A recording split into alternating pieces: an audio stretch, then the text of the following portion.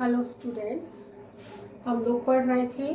Japan का संविधान। और जापान के संविधान में हमने शुरू किया था कि जापान के संविधान की विशेषताएं क्या क्या है और किस रूप में जापान का संविधान अपनी विशिष्ट भूमिका के कारण आज विश्व के महान टेक्नोलॉजी में, जो विश्व की महानतम टेक्नोलॉजी है, उसमें अपना विशिष्ट स्थान बनाए हुए हैं। कि किस तरीके से हिरोशिमा और नागासाकी के ऊपर जो अमेरिका ने अणुबम का प्रहार किया था, उसकी वजह से जब जापान पूर्ण रूप से टूट गया था,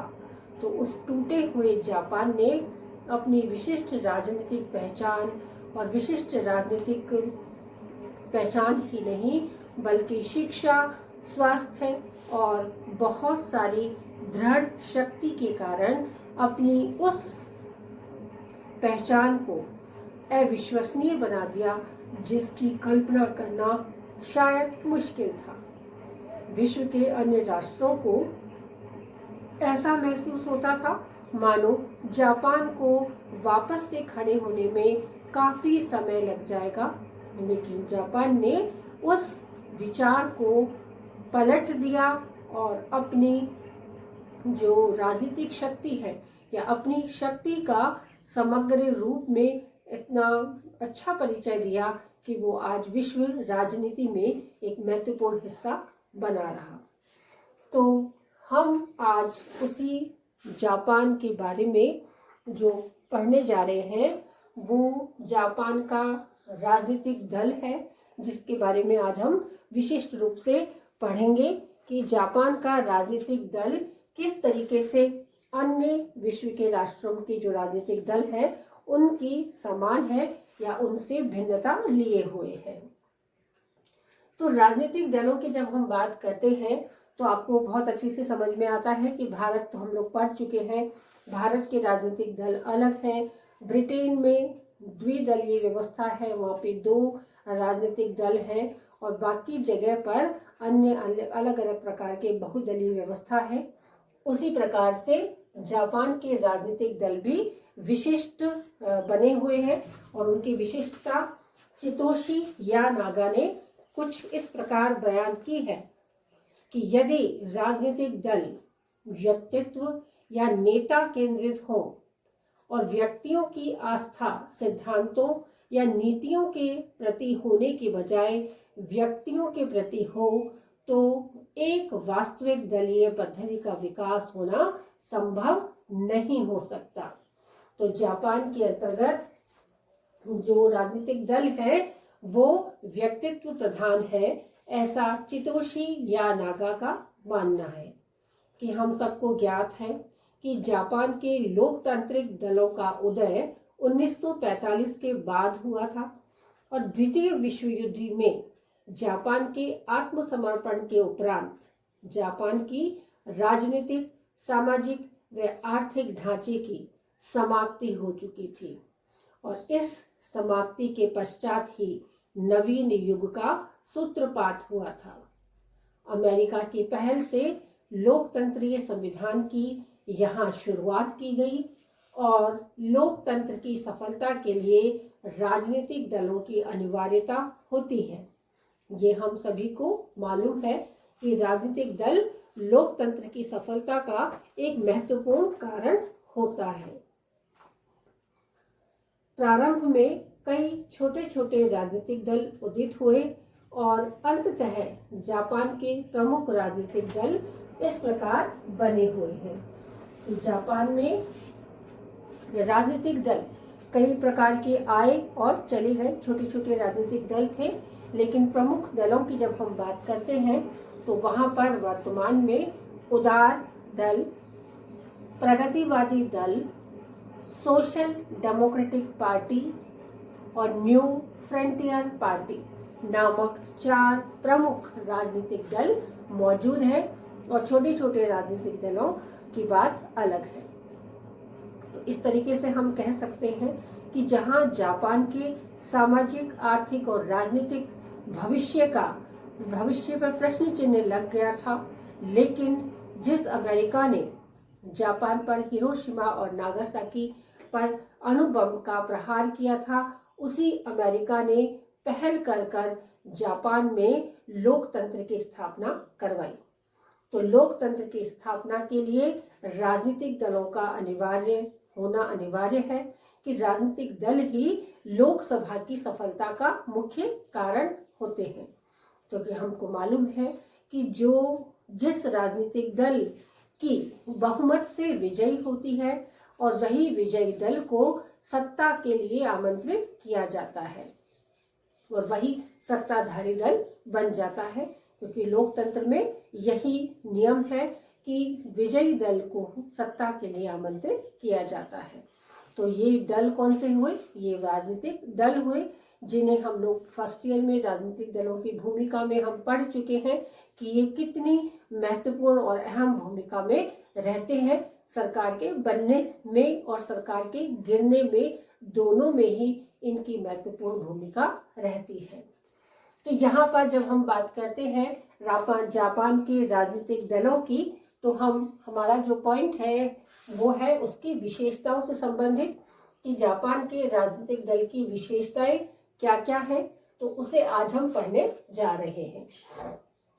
तो जापान के राजनीतिक दल की पहली विशेषता है दल संविधान का अभिन्न अंग नहीं, कि जैसे भारत में भी यह व्यवस्था है और अमेरिका में भी यही व्यवस्था है कि संविधान में राजनीतिक दलों का कहीं भी कोई वर्णन नहीं किया गया है। इनका जो भी निर्माण हुआ, जितनी ऊंचाइयों तक ये दल पहुंचे, जितना भी इनका प्रभाव रहा, वो सब संविधान के बाहर की बात है। संविधान के अंदर राजनीतिक दलों का कहीं भी कोई कार्य नहीं होता, अतः ये दल संविधान का अभिन्न हिस्सा नहीं होते। तो ये जापान की भी विशेषता है कि जापान का जो राजनीतिक दल है वो वहां का अभिन्न अंग, संविधान का अभिन्न अंग नहीं है। भारत और अमेरिका के देशों की भांति जापान में भी राजनीतिक दलों का विकास संविधान के बाहर ही हुआ है। वर्तमान में जापान की संसदीय व्यवस्था में राजनीतिक दलों में महत्वपूर्ण स्थान प्राप्त कर लिया है और अब राजनीतिक दलों की शिक्षा जापान की शासन व्यवस्था का एक संचालन उसी के द्वारा संभव नहीं है, लेकिन जापान के संविधान में राजनीतिक दलों का कोई उल्लेख नहीं किया गया है। ये सही है कि शासन व्यवस्था को चलाना राजनीतिक दलों के बिना संभव नहीं है। जब तक राजनीतिक दल अपनी सक्रिय भूमिका में नहीं होंगे, तब तक शासन संचालन की व्यवस्था सही ढंग से नहीं चलेगी। लेकिन इतने महत्वपूर्ण होने के बावजूद भी इन सब का जो विकास हुआ है वो संविधान के बाहर ही हुआ है, संविधान के अंदर इनका कोई भी वर्णन नहीं है। अगली विशेषता की तरफ बढ़ते हैं कि ये जापान की संविधान बहुदलीय पद्धति को अपनाते हैं, कि जैसे ब्रिटेन में द्विदलीय पद्धति थी। द्विदलीय पद्धति का अर्थ है कि दो प्रधान दल हैं और एक बारी बारी से दोनों शासन व्यवस्थाओं को संचालित करते हैं। लेकिन अभी हमने स्टार्टिंग में ही पढ़ा कि जापान में उदार दल, प्रगतिवादी दल, सोशल डेमोक्रेटिक पार्टी और न्यू फ्रंटियर पार्टी रूप में वहां पर बहुदलीय पद्धति है, यानी एक या दो नहीं है बल्कि दो से ज्यादा दल है, इसीलिए उसे हम बोलते हैं बहुदलीय पद्धति। तो जापान में ब्रिटेन की तरह द्विदलीय पद्धति न होकर भारत व फ्रांस के समान बहुदलीय व्यवस्था है, बहुदलीय राजनीतिक दल की व्यवस्था है, जिनमें सदैव आंतरिक मतभेद चलता रहता है और जिसके परिणाम स्वरूप अनेक गुट व उसकी शाखाएं बन चुकी है। तो ये संघर्ष का विषय है कि एक या दो दल नहीं होने से इतने सारे जब दल हो जाते हैं तो उनमें आंतरिक संघर्ष बना रहता है और आंतरिक संघर्ष की वजह से एक स्थायित्व की कमी नजर आती है और ये मतभेद सरकार के ऊपर भी हावी हो सकता है। अगली विशेषता है तीव्र गुटबंदी, कि जापान के राजनीतिक दलों में तीव्र गुटबंदी का प्रभाव देखा गया है। और इस तीव्र गुटबंदी के कारण जो भी व्यक्ति होते हैं वो अलग अलग दलों के होने के कारण संघर्षशील रहते हैं, उनमें वैचारिक मतभेद बना रहता है और उन मतभेदों की वजह से यहाँ पे हमेशा से गुटबंदी हावी रही है। कि शासन के जापान के राजनीतिक दल ब्रिटिश दलों की भांति सुस्पष्ट राजनीतिक और आर्थिक विचारधारा पर आधारित नहीं है और इसी कारण इनमें तीव्र गुटबंदी तथा व्यक्तित्व का प्रभाव दोनों ही तत्व का समावेश देखा जा सकता है। चितोशी यानागा का कहना है कि बेमेल समूह द्वारा व्यक्तिगत लाभ के उद्देश्य से ही अधिकांश दलों का निर्माण किया गया है और इन्हें अवसरवादिता की उपज या सुविधा का विवाह कहा जा सकता है। अवसरवादिता की उपज होने के कारण दल